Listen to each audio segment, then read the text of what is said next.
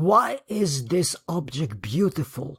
Is it well designed? Is it pleasing to my eyes? These are very good questions to ask. Thank you so much for tuning in for another episode of Photography Radio. My name is Tomasz, and today you are listening to Beyond the Frame with Olaf Sztaba, where he challenges you to take visual risks and think differently about your photography. Honest, bold, and unapologetic. Typical Olaf. Enjoy. Can you imagine your life without photography? No? Then you will love this show. And it doesn't matter if you're a DSLR, a mirrorless, or a mobile phone shooter. We're here to help your photography grow. This is Photography Radio. Today I would like to share with you what I think is the greatest secret in photography. Every year I try to pick my top 10 images of the year. And the longer I do it, the more I'm convinced that this exercise brings me huge insight to my photography and my seeing. I have to admit that it's never easy choosing the top 10 personal images.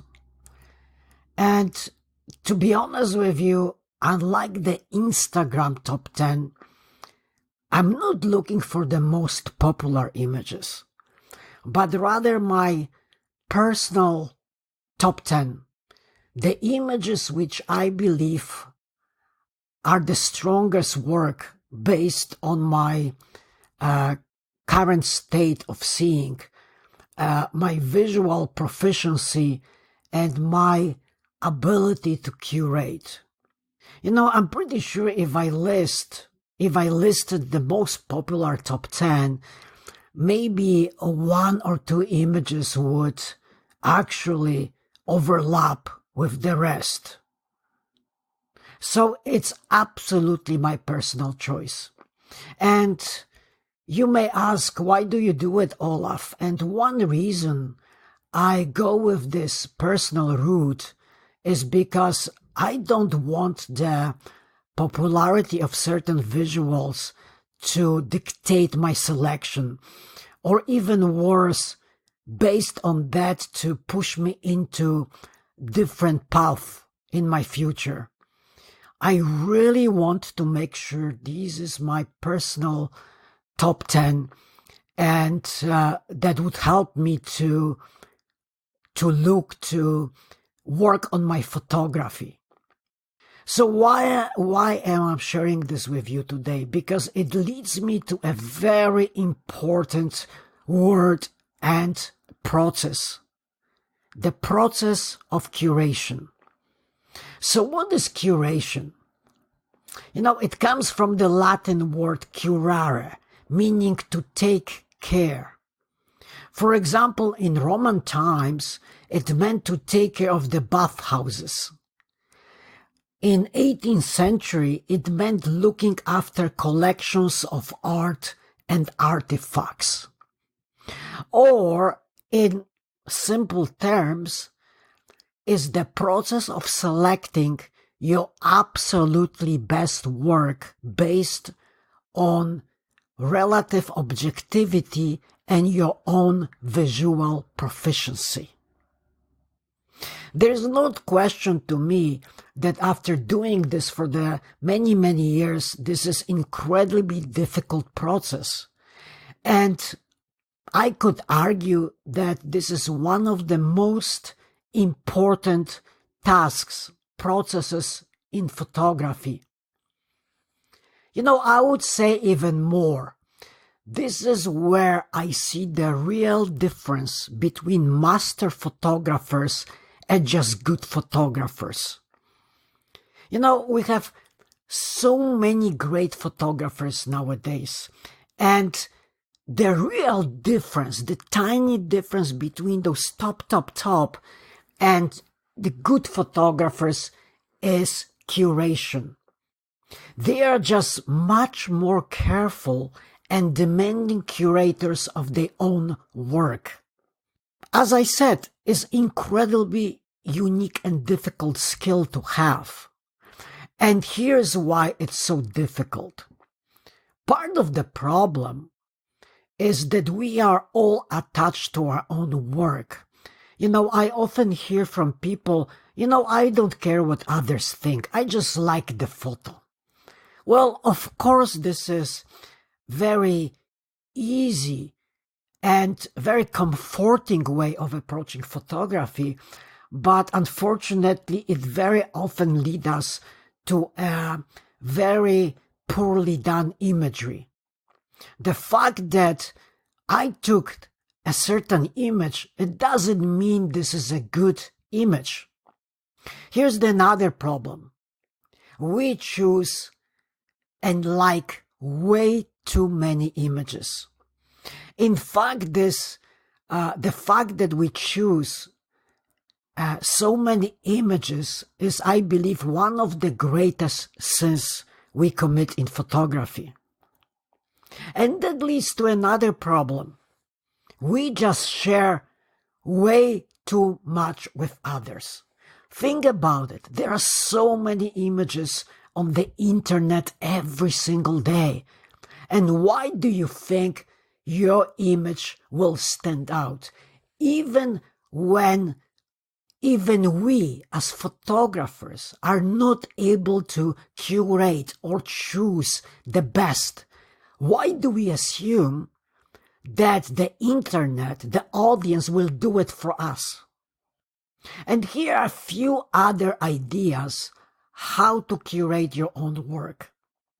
Like, I will tell you my particular example, but I'm pretty sure you can relate to you. I truly believe we don't have enough education in design, in aesthetics, architecture, art. These are the disciplines that form and shape a visual proficiency. Most of us are, regular people. We are accountants, doctors, construction workers, nurses, and all sorts of professions. And we usually went to school to learn those professions. And most of us didn't have a time to go deeper into design, aesthetics, to kind of wonder what does it mean that the photo is a beautifully designed photo. We even have a hard time articulating this problem.